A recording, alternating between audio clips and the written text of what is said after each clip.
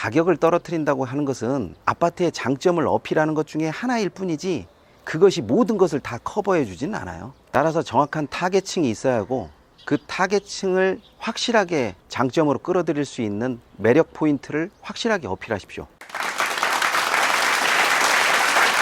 안녕하세요, 치우입니다. 아시는 분이 아파트를 빨리 매매하려고 하시더라고요. 그런데 여기에는 좀 복잡한 속내가 좀 얽혀 있어요. 가격을 떨어뜨려서 내놓고 싶지는 않고 매매는 빨리 해보고 싶고 뭐 여러 가지로 복잡한 속내가 얽혀 있다 보니까 쉽게 매매가 안 되는 상황임에도 불구하고 빨리 매매를 시켜서 현금을 만지려고 하는 그런 일을 하시려고 하더라고요. 물론 부동산에서 아파트는 현금성 자산에 속하기 때문에 거래를 시키려고만 하면 어떻게든 시킬 수가 있겠죠. 그런데 여기에 전제가 가격을 떨어뜨리지 않으면서 아파트 매매를 원활하게 하려고 하기 때문에 간단한 것 같으면서도 간단치 않은 문제가 있죠. 대부분의 사람들이 가격이 떨어지면 많이 살 것이다 라고 생각을 많이 하시더라고요. 맞습니다. 가격이 떨어지면 부동산이 매력적으로 보이는 것은 맞죠. 그래서 부동산 경매가 매력적으로 보이는 것도 맞고요. 가격을 떨어뜨리지 않으면서도 부동산 매매를 원활하게 하려고 하면 특장점이 확실하게 나와야 하는 거죠. 대부분의 사람들은 아파트 부동산에 내놨으니까 팔리겠지 이렇게 생각하시는 분들도 있고 또 그렇게 생각하지 않으신 분들도 있지만 쉽게 매매되는 부동산은 거의 없습니다.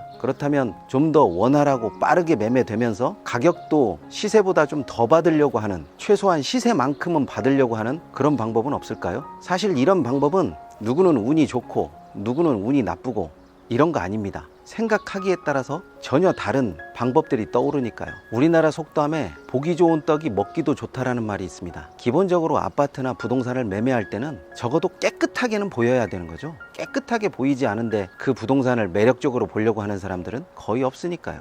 청소는 기본이고 기본적으로 수선을 해야 될 곳은 수선을 하는 게 좋죠. 그런데 여기에 과연 내가 아파트를 넘기려고 하는 사람의 타겟이 어딘가에 대한 것을 명확히 해야 될 필요가 있습니다. 그 타겟을 명확하게 하지 않으면 모든 사람을 위한 아파트가 되거든요. 그런데 모든 사람을 위한 아파트는 뒤바꿔서 얘기하면 누구에게도 필요치 않은 아파트라는 이야기가 돼요. 그러니까 여기는 어린아이가 있는 집은 굉장히 유리하다. 방향이 조금 틀어져 있는데 늦게까지 아침잠을 자려는 사람에게는 꼭 필요한 집이다. 뭐 이런 식으로 해서 특징을 확실하게 꼽아야 될 필요성이 있어요. 그런데 대부분의 사람들이 가격만 떨어뜨리면 아파트가 잘 팔릴 수 있을 것이라고 생각을 하시더라고요. 그렇지 않죠. 가격을 떨어뜨린다고 하는 것은 아파트의 장점을 어필하는 것 중에 하나일 뿐이지 그것이 모든 것을 다 커버해 주지는 않아요. 따라서 채광이 좋다라든지 조망이 좋다라든지 아이가 있는 집에서는 초등학교 거리가 가깝다라든지 이런 것들이 복합적으로 끼어 있으면 입지가 좋아서 가격이 떨어지지 않지만 그런 것들이 아니고 어느 한쪽이 모자른 부분이 생긴다라고 하면 단점보다는 장점을 확실하게 어필해서 타겟층을 확실하게 잡아서 아파트 홍보에 나서야 되는 거죠. 따라서 가격이 문제가 아니라 타겟층이 확실해야 되는 것이고요. 아파트 앞에 있는 부동산 한두 곳에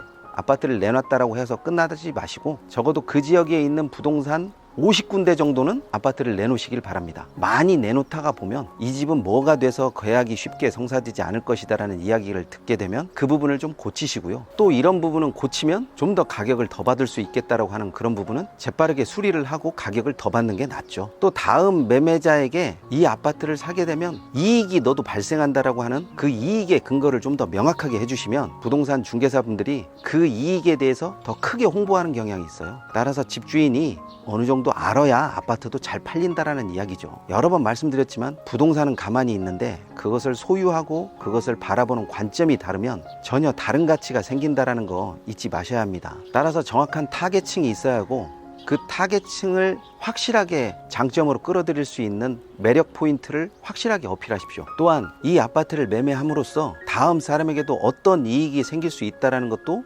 확실하게 어필하셔서 될 수 있으면 많은 곳에 홍보를 하시기 바랍니다. 홍보가 많이 됐는데도 아파트가 매매되지 않으면 부동산 사장님에게 수수료를 조금 더 준다라고 하는 당근을 제시해 보십시오. 아마 홍보 효과가 더 많이 되었으면 되었지 줄어들지는 않을 겁니다. 또 부동산 중개사들은 자체적으로 투자자들을 몇몇 데리고 있기 때문에 그런 부분에 있어서는 더 적극적으로 목을 맬 수밖에 없는 거죠. 단점을 보려고 하면 항상 단점밖에 안 보이는 거고 장점을 보려고 하면 그 장점이 가격에 더해져서 보기 때문에 더 크게 보이는 것이 부동산의 마력이죠. 특히 아파트 같은 경우는 사람이 거주할 수 있는 요건이 어느 정도 충족되다 보니까 필수적으로 사람을 끌 수밖에 없습니다. 입지가 떨어진다, 교통의 근접성이 좋지 않다, 뭐 이런 식으로 해도 어차피 사람이 들어와서 살 수밖에 없어요. 그런 것이 시세와 연동되기 때문에 나에게 꼭 맞는 매수자를 찾는 것도 어떻게 보면 내가 아파트를 어떻게 바라보냐에 따라서 다른 관점을 보기 때문에 이런 부분은 전반적인 시세나 시장 조사를 해보시고 아파트를 매매하시기 바랍니다. 가격이 떨어진다고 해가지고 그 아파트에 있는 모든 사람이 가격을 떨어뜨려서 아파트를 내놓을 수 있는 그런 부분이 아니고요. 가격이 오른다고 해서 그 아파트에 있는 모든 사람들이 다 가격을 올려서 매매하는 것도 아닙니다. 가격을 올려서 매매를 하고 싶은 것은 모든 사람이 다 똑같지만 모든 사람이 다 원하는 가격을 받는 것이 아니기 때문에 기본적인 다리품, 손품은 팔으셔야 됩니다. 또 그런 것들이 어느 정도 보여야 제값을 받는 거고요. 그래서 오늘의 한 줄 요약, 장점을 확실하게 부각시키고